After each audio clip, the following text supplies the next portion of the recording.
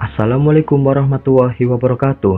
Halo Sobat Tamta, semoga kita semua selalu dalam lindungan Tuhan Yang Maha Esa, diberikan kesehatan, serta dimudahkan dalam segala urusannya. Di video kali ini, kita akan membahas tentang 7 kota di Indonesia yang dibangun Belanda dari nol.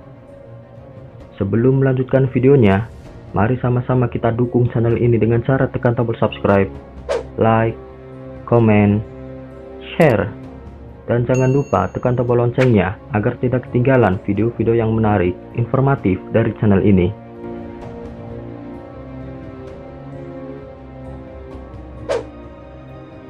Beberapa wilayah di Indonesia mengalami penjajahan Belanda selama ratusan tahun.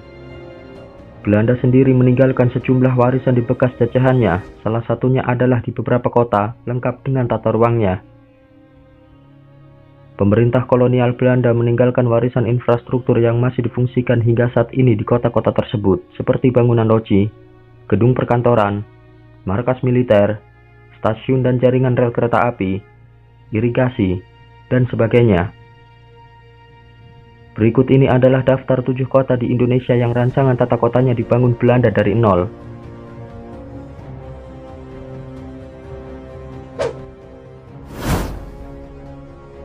Salatiga. Salatiga bisa dikatakan merupakan kota duplikat dari negeri Belanda.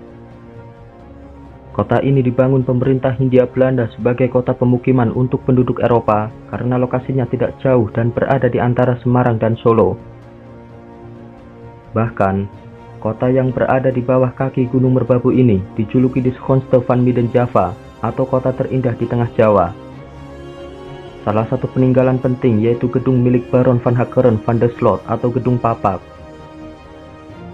Di era Belanda, jalanan kota ini juga tersusun rapi dengan pedestrian yang lebar dan ceceran pohon peneduh.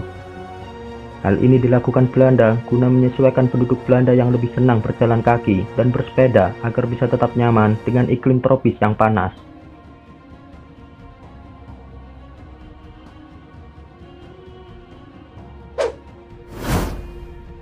Bandung. Bandung adalah kota kedua yang benar-benar dirancang Belanda dari nol. Sebelum dibangun sebagai pusat pemerintahan dan bisnis di era kolonial, kawasan Bandung adalah pedesaan berhawa sejuk di Priangan. Pada tahun 1810, Gubernur Jenderal Hindia Belanda Herman Willem Daendels memindahkan ibu kota Kabupaten Bandung di Krapyak atau sekarang Dayakolot ke kota Bandung hingga saat ini. Alasannya karena Dayakolot seringkali dilanda luapan banjir. Sebagian besar kota Bandung memang sejak awal dirancang arsitek dan ahli tata kota Belanda sebagai kota pemukiman, sehingga jalanan dibuat relatif tidak terlalu lebar, dilengkapi dengan pedestrian dan banyak belokan atau perempatan dan pertigaan untuk menyesuaikan dengan tata letak rumah-rumah warga Eropa. Belakangan setelah Bandung kian ramai dan jadi ibu kota Jawa Barat, rancangan tata kota warisan Belanda ini justru jadi salah satu biang kemacetan kota Bandung karena jalanannya tidak bisa menampung ledakan populasi kendaraan.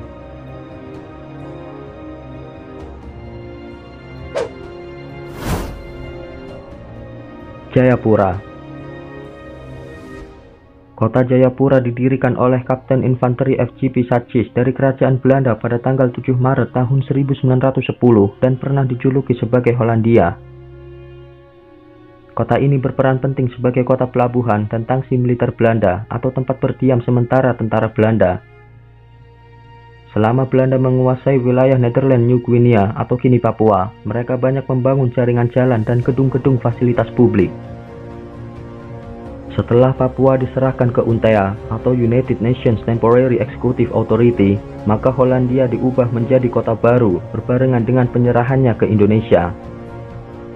Kota ini lalu kembali berganti nama menjadi Jayapura yang berarti kota kemenangan di era Presiden Soeharto dan masih digunakan sampai saat ini.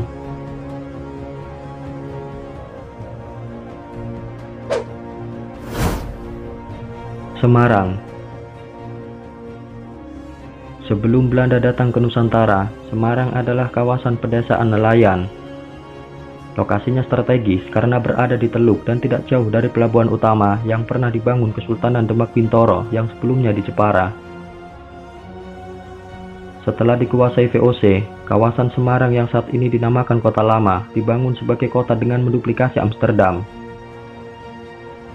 Kawasan Kota Lama Semarang disebut juga Oudstad. Luas kawasan ini yaitu sekitar 31 hektar. Belanda juga menempatkan banyak pemukiman untuk imigran asal daratan Cina untuk bermukim di Semarang. Beberapa bangunan penting warisan Belanda di Semarang antara lain Lawang Sewu, Pelabuhan Tanjung Emas, serta Stasiun Poncol dan Stasiun Tawang.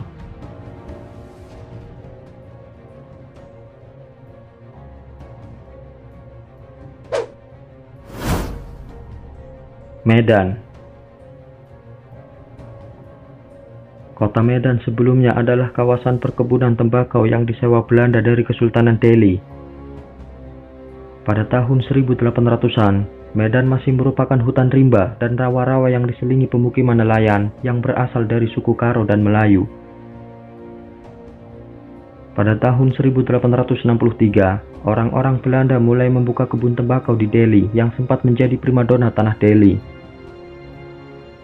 Sejak saat itulah perekonomian terus berkembang, sehingga Medan menjadi kota pusat pemerintahan dan perekonomian bahkan yang terbesar di Pulau Sumatera.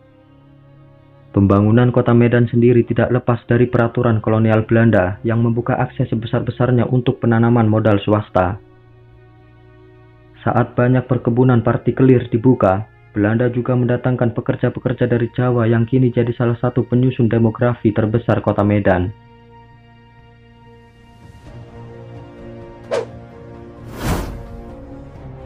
Balikpapan.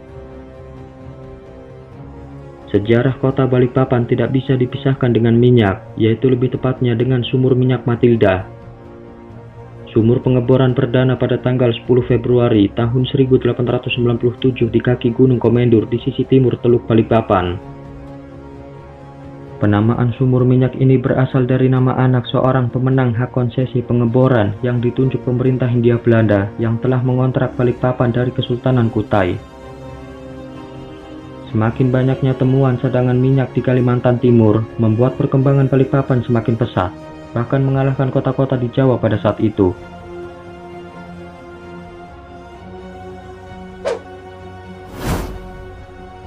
Jakarta. Jakarta di era Belanda disebut sebagai Batavia. Kota ini sebenarnya merupakan pelabuhan kecil bernama Sunda Kelapa yang dikendalikan oleh Kerajaan Sunda yang kemudian diambil alih oleh Portugis.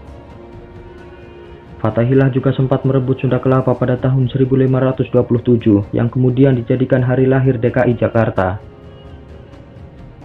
Saat VOC datang dan menguasai Sunda Kelapa, Belanda membangun kota baru yang kini berada di kawasan Kota Lama. Kota yang dikelilingi benteng ini juga seringkali terkena banjir, sehingga Belanda terpaksa membangun jaringan kanal. Namun lantaran jumlah penduduknya yang terus bertambah, kota Batavia semakin melebar ke selatan. Kawasan ini kemudian dikenal dengan nama Weltevreden yang saat ini meliputi Menteng, Gambir, Tanah Abang, dan Kemayoran.